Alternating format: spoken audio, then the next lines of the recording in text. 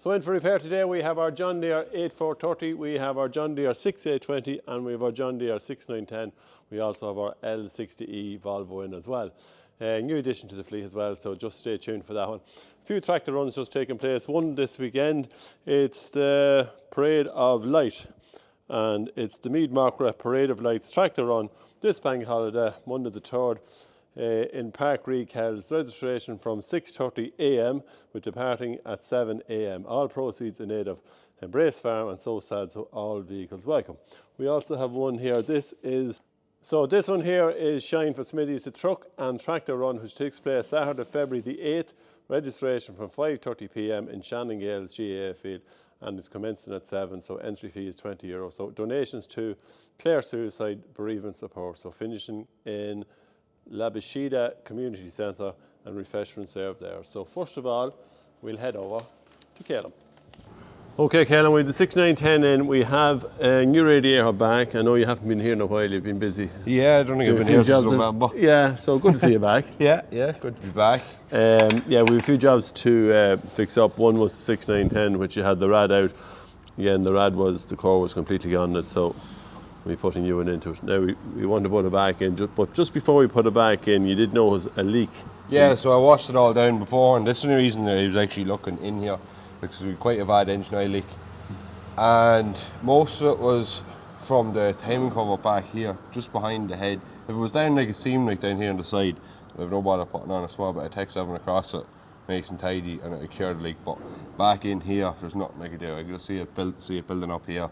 I was just destroying everything the whole way down, and then the fan to blow it back and just make a mess. So we'll be looking at more or less, even though I tried to do as good of a job of washing as I can, it's not as good as when you start stripping it off, but a few gaskets to change on it, and we'll change our crankshaft seal because we have no choice, and hopefully we'll have no leaks in here at the front of it, because it is a dry tractor in general, so that'll tidy it up altogether. The rock cover's leaking as well, so I have a new gasket for it. You can see it just behind the injectors. Nearly the whole way across, just gone hard and old, and that's just a fact. Yeah, it's just a time thing after so many years, isn't that it? Yeah. And like, I was looking at this and I was doubtful about was I going to do it or not, and then the radiator was leaking. So no bad time, no radiator, just have lovely access through here. Whereas other than that, you just have this narrow little gap. Yeah. So when everything was off it anyways, no excuse to. So not as simple as you thought, but. Oh well, it's still not that bad. Sure, from having the radiator out was most of the work in it to come out anyways. And now like, within, it's not an hour stripping, you know. Just John Deere's love incorporating everything together. It's not a simple case of just take the bolts out of time cover to get me the air conditioning compressor and the alternator out of the way, and with this bracket here now, which is for the fan. So now she's out of the way, and John Deere love the stack pipes as well, which are all pushing. I don't even need to take it off, we just point it up there. So yeah, we're more or less in at it now, just finished taking out the last few bolts, and I have a paper gasket off for it, for directly behind it. Yeah. And do the crankshaft seal then when you have it? Yeah, exactly. That should tidy up any leaks on it, because again, you know the leaks when it's a fan that's blowing around the place and it just makes a mess all the time.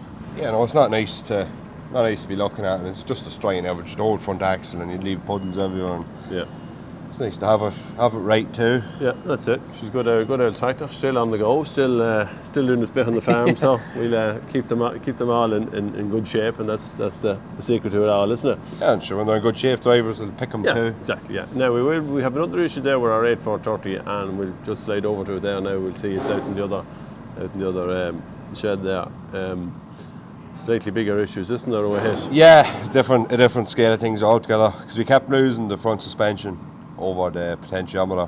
It was going out of range, so the pin was moving, but I think when it was moving it was also turning as well, because there's splines in it that stop it from turning, but with the wear in it, it was moving slightly, and I had to there's an end cap that's on it, and there's a tab that's just hold it in one spot. To get the suspension back again, I had to knock off the tab and actually move the cap to get the sensor back in range. Right, okay, here, we'll tip over. Right, Calum, 8430. We had a little bit of a recurring problem with this along probably the last year or so, maybe more. I know we've done a lot of work with the front axle. Yeah. There's a lot in it along with that, isn't there? Yeah, just the joys, there's a lot of moving parts. It's a good system now and it's working, and it definitely is comfortable. But we kept losing the front suspension and it would just lie down. A lot of tractors is no big deal if you have no front suspension, but on this it literally just sit to the ground. Yeah. So your linkage and everything would be nearly rubbing off the ground. And what was happening was, with the wear that we have in this pin, so we basically have a top and bottom wishbone on it. So we have a single pin here and we have 2 down at the bottom. Oh, pipe was after taking notion of the leak. But anyways, so we have a lot of play in this pin. But what was happening is the pin was actually able to spin as well. Now it was only gradually, but what kept happening was there's a sensor which is here on the end, and it's part of this cap. It's just an end cap that sits in the wishbone, and it has a slot where it sits into the pin. But this is fixed to the wishbone, so as it's moving, it's varying the output of the sensor. But what has happened is the pin must have been moving just a notch or two, just barely like that, and it was throwing off the voltage reading of the sensor. When I do that, it'd lie down. So this end cap has a little tab on it, which, as you can see, I had to do a bit of a job just to keep it going. Break the tab and move it to get it back in range, because I wasn't going to move this pin, and then we could get our suspension working for another couple of weeks, a day. It didn't really seem quite inconsistent, but we'd have it and we'd be able to plough away just to get through the end of the season. So we'd sacrifice that to keep it going at the time. Now we're looking at quite a decent job on this now, because see the pin itself is splined here. That's what should stop it from moving. Yeah, so it stops from rotating because it has to be fixed. And we have splines on the inside here, which is a cast piece of the sump. It's not like just a simple removable bush, and we can just split it in half with a chisel and replace it, unfortunately. Yeah. But the splines are worn quite heavily, just where the weight would be of the tractor. So the top wishbone normally is a slight angle down on it, so it's actually worn oval towards this side. Now we're looking at getting it line board and the pin built up, and we'll see how that goes. Yeah. But hopefully now there should be no issue I see with it, and it's just a bit of work. It's obviously going to be down on it, but now it's the time to do it before we start into the busy season again with it. Yeah. Look, and it always give, I know probably initially some of the track rod ends will give it slight problems, and if the tractor was running at any sort of an angle, it was putting serious pressure on these pins, because obviously it wasn't staying up for it. Yeah. So yeah, it's looking like probably either line boarding this, getting a bush into it, either replacing the pin, or maybe we can do something with this pin. We're not quite sure yet. We're just going to have to bring it to the engineering shop and see what's available. Options, because there's a whole John Deere kit. You buy everything new, but it's not just that feasible. But we'll see. But we've more than one reason to be in here, anyways. We know front diff lock on it as well, and pressure tests and everything okay. And our axle oil wasn't overfilled, so the seals weren't leaking. And took it apart, and if anybody can guess what's actually wrong there, because I took it apart and I was looking for, maybe I was wrong. But then we look a bit closer, it's fairly obvious. Yeah. But it nearly looks like it's meant to be that it's way. Manufactured that way, isn't it? Like it's, and every single one's the same. So if anybody can cop what that is, leave it in the comments. Yeah. With a keen eye, you should be able to cop it soon. Maybe that's it straight away, because I didn't. It took me a minute to cop, but it's a fairly obvious problem anyways. It's actually that discs themselves they're not worn that heavily now. No, they're not worn heavily, so they're not. But there's a lot of wear on steel plates. You feel, not in every plate now, but there is grooves, and some of the discs are down. But in general, it's not too bad. There's a lot of wear on it in general, but it's fairly straightforward fix anyways, so there's nothing major in it. Just a hydraulic diff lock to engage it. But look, just being a bit abusive with it is another thing. Like if you're already spinning wheels looking for traction and you put on the diff lock, it's the hardest thing you could do on it. If you're ploughing, ideally you'd be straightening up and you'd be putting on your diff lock and everything as you're taking off. You wouldn't wait till you start slowing down and spinning wheels before you engage it.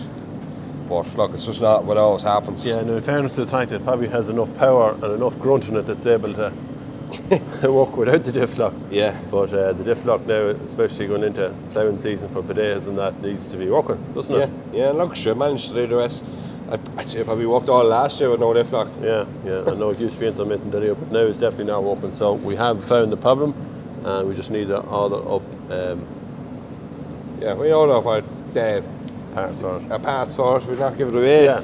And it shouldn't be too bad. So that's this side of the tractor. How are we looking on the far side? Because obviously, if it's going to be a little bit of play this side. I had a look at it, and we're not looking at near enough the same or near the same amount of play. So whether it was people just, I don't know, grease nipples broke off this side for a while. They got a lack of grease. It's well greased now, but that doesn't mean it was its whole life. Yeah. A couple of the boots are right, and the ball joints. So we have a ball joint change in our bottom wishbone, and the boot isn't bad on that. But the far side, the joint feels okay, but the boot isn't good. Yeah. So we want it for a 5 hour of a boot and an hour or two. It's a lot cheaper than one of them ball joints. Yeah, you could imagine that.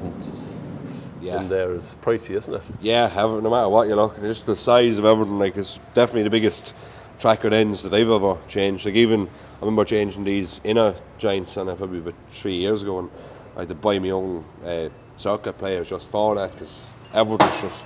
And it was hard. It was hard on spanners here too. Yeah, so it's quite hard. I think it was after taking that spanner out and its maiden voyage, and didn't work well. It didn't stick down.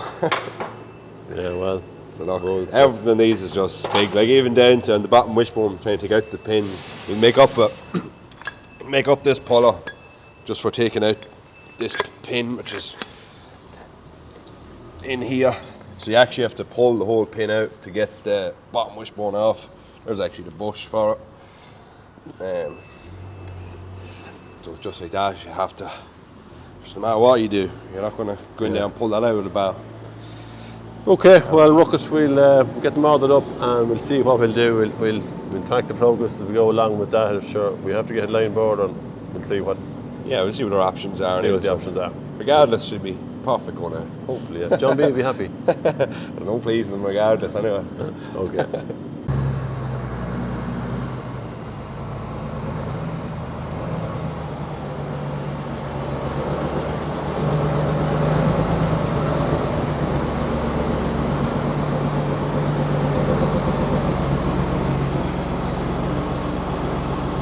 John B, you have one 8430.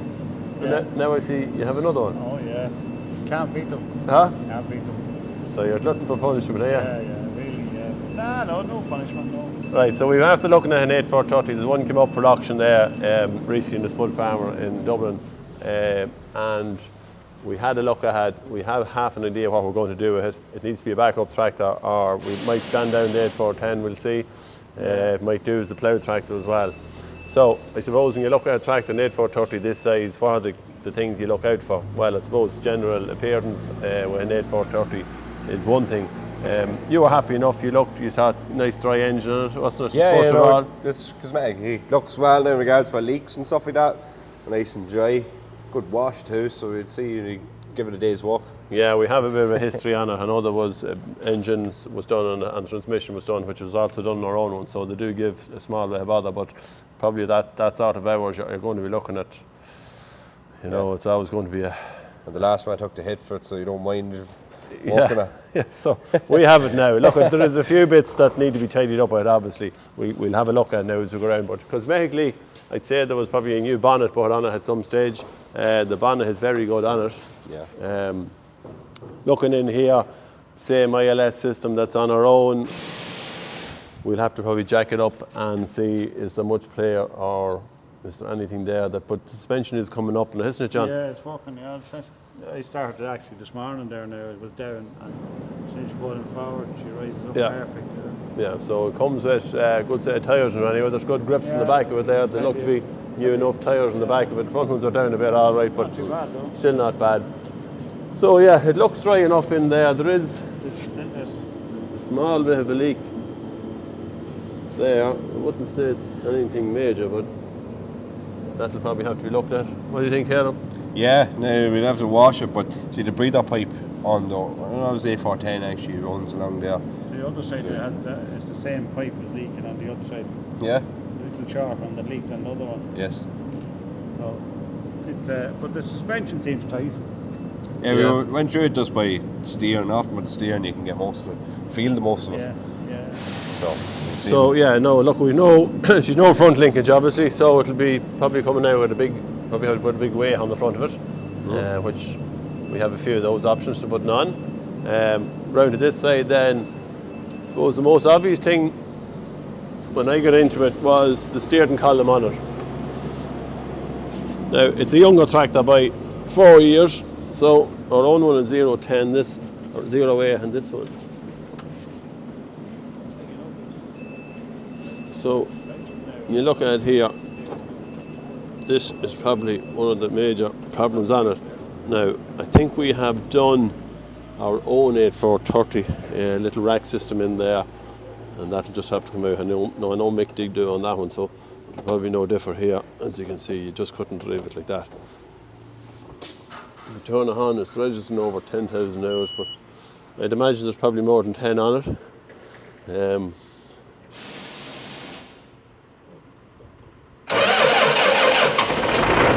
Again, 8430, lovely sound there, lovely 100.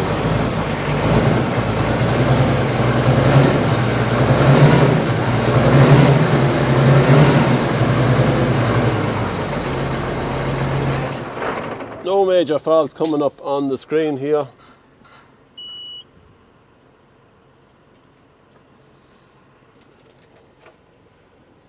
No, nothing really on it there.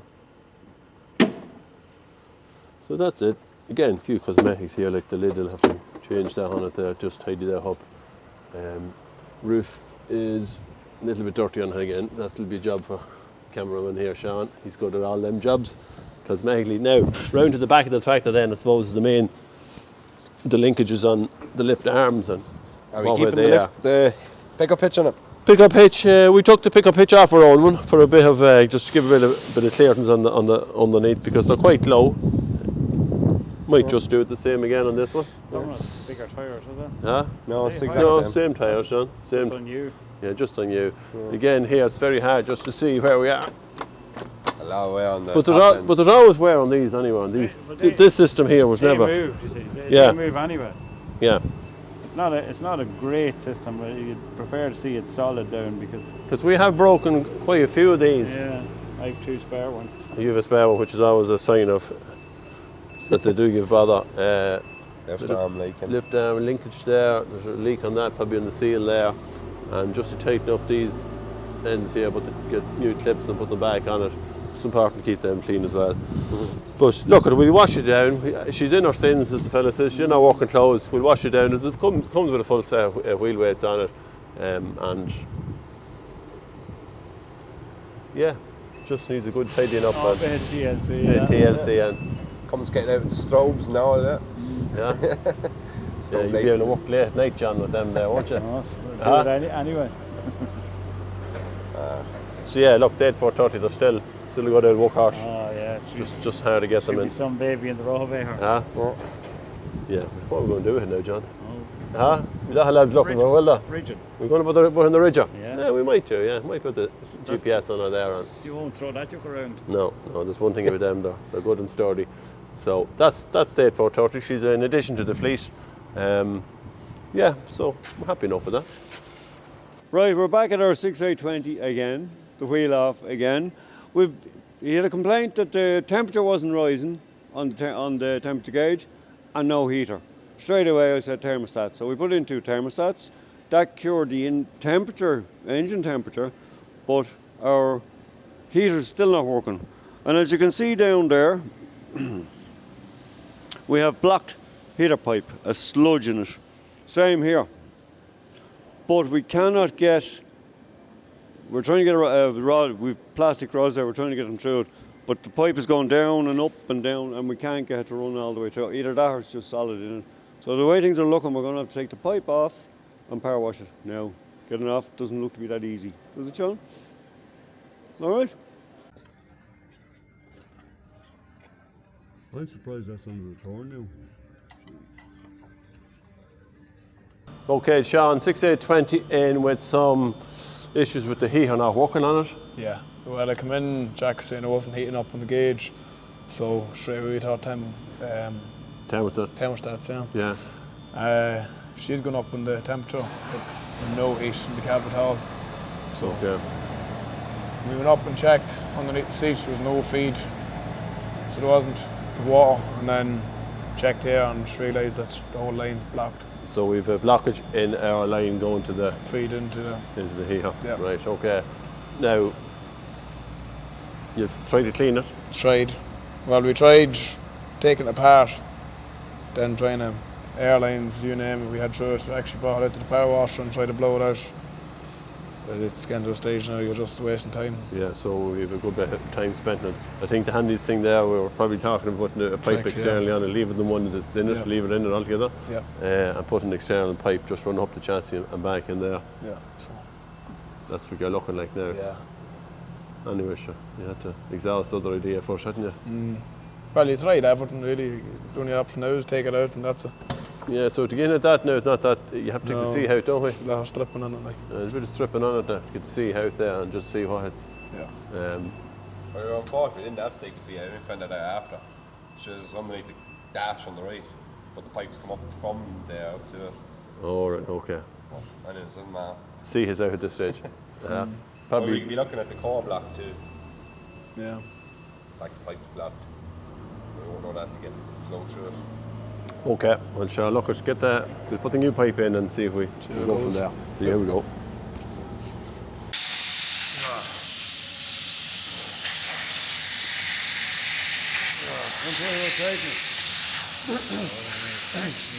Solid down there, look. Yeah. It's actually hard.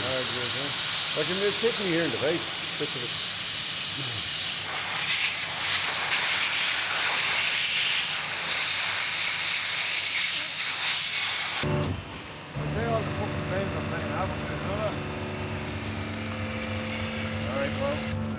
Okay, Mick, you have the pipes out. These are the pipes out the 6820 that Sean was at this morning. Heating pipes. Heating pipes, yeah. Up to the heater matrix. Matrix radiators, generally can refer to as matrix, not to confuse the two. Yeah, don't confuse the people. Okay. He's getting very technical here, so he is. We get the hump. The two pipes, Mick, and they were full of gunk, weren't they, really? They weren't full, they were blocked. Blocked, solid. Solid. Absolute, the whole way down, both pipes. They've made up an airline there, it's on video, Yeah. and blew it, and it just splattered us. Now, So the we can problem see was, the remains was on the ground here, it was too. it was like mortar. Yeah. Now, I think down in it was probably gone solid, but the air kept loosening up. Eventually we got through, and then we put stuff into it. A small little additive along Yes. with a power washer. But no, we did it here on the bench first. Okay. And we held set the pipes virtually level, filled them. That's the muck that came out of it, and that's the second run. But it dissolved it, and if you look into the pipe now, hopefully the one I pick up will be spotlessly clean. Look at that. Look at that shine in there. It wasn't like that an hour ago. No, that's what it should be like. Yeah, Right, Mick, the cause. I reckon we put water from the well here. Yeah, so We know we've had it in the factory where, what are they, 2-inch pipes, 3-inch pipes, the big ones, they were stuffed solid. We've had it over the years. Yeah, so we've a very high Iron content. Yeah. Because it was the very same colour, same crack, blocked. But the problem is now what else is blocked in it. Talking to Mark Daly there, he reckons run in washing machine liquid, but bio, not non-bio. Semi-bio has a bit of acid in it. Okay, so might eat into that a bit and remove it. No, yes, yeah, no, that's done. But Yeah, the rest of it The rest of the system. is the problem. Well, sure we know shortly now when Sean gets the pipes back into it. That won't be a shortly time. Huh? That won't be shortly. Oh, nice. Ready to go. He's mad fraction now. Look. Huh? Ah, that's sore now. Come on. Sean got the handy end, did he? He got a dirty end. I got the dirty end, right. Okay. Right, that's I'll tell you one thing. There was probably no harm taking that apart because wasn't it Sean that last night? The muck up around the gearbox casings and all that. We have a Yeah. wire hanging down there. We need to investigate. It's like a four-wheel But drive. this thing wire. is loving here at the moment. Yeah. Every Where's time I that? got we did that. Went out. He was testing it. Came up to the door. Stopped. Wouldn't drive again. Oh, it was connection on solenoid, wasn't it? Well, maybe just wants to go thorough. No, it just checking loves here it. at the moment. Loves here at the minute. So. Yeah, well, you'll have that. You'll have Ah, yeah. problems. You might get one, you might get three together. They're like buses, isn't it? Yeah, that's true. So look, yeah, we need to. Anyway, no harm to take the wheel off, as we say, because we do it fairly regular here anyway. Just to get all that build up of crap, making sure all your linkages are free. Yeah. And, But not only that, if you've all general- loads of shit in general there, check. you risk a fire in the summer. Exactly. Touch wood. So remember, was the Mick, come on, Mick. No. No, remember the moment the boys. So with the Volvo L60E in with issue with gear selection on it, Kevin. Yeah, so it was only selecting first and second gear on the column. and it wasn't selecting third and fourth. My understanding of this transmission in simple terms is it's more or less a 2 or a 3-speed gearbox. So basically first and second gear with a high and low. So these have like a kick down, so you can press the button on the floor of the cab, drop it down a gear, pushing up silage or whatever. But anyways, by looking at the sequence of all the solenoids here, it's engaging, say this S3 solenoid, it's the only difference to say third and fourth. So in first and second, it's engaging this one solenoid, and to go up to third and fourth, it's actually taking the power away from it. Now I went through it, and no matter what gear I'm selecting, it's always engaging that S3 solenoid. So simple thing, anyways, plugged it out, and then it was stuck in third and fourth gear. So there was, there's nothing wrong, say, with transmission or any end of it like that. So I haven't got to the bottom of the problem now, looking at probably shuttle and things like that, because it's recognising it on the dash. So if you select, say, third gear on the stalk, it'll just come up on the dash, third gear is what it's trying to select, but then it won't actually do it. So we have an ECU problem right now, I'm not too sure, I haven't got to the bottom of it exactly yet, but it's a simple... So we might have an option of getting a stalk, getting a spare one just to... Yeah, so we, the simple thing, like plugs that you there at the bottom of the floor, plug it in and see if suddenly all comes back to life. Certain things like this is not worth, you could spend days going through stuff, or you could just try another part, which is not always feasible, just go and buy something for the sake of it. But if it is a possibility, usually it's worth, you have to wait a few days to just try it. Yeah, solenoid wise looks okay. Yeah, so resistance test them all in round, I think it's 40 ohms is set on that, so if tolerance is on it, so it's within that. But if it was the other way around, saying you had to engage a solenoid first, well, you'd be looking and you could be moving on further. But the fact we just have constant power, I think they're actually earth switched, so it could even be the problem with, say, a wiring in could be rubbed around and then stuck permanently to an earth. Yeah. That's another possibility. Yeah, well, look, if anyone has any experience of the L60s and probably doing the same. Yeah. Same symptoms there, throw in the comments below, and we'll greatly appreciate it. Well, in the meantime, we just have to dig that bit further now and see what... We'll see how we get on. But look, we'll try this other stock first, and if it doesn't work, we'll move on further. But once we're not looking at ECU problems, but I doubt it. Right, hopefully not. So that's it for this week's Workshop Wednesday. Don't forget to like and subscribe to the channel. So from everyone here at Finnegan's Farm, we'll talk to you all next Wednesday.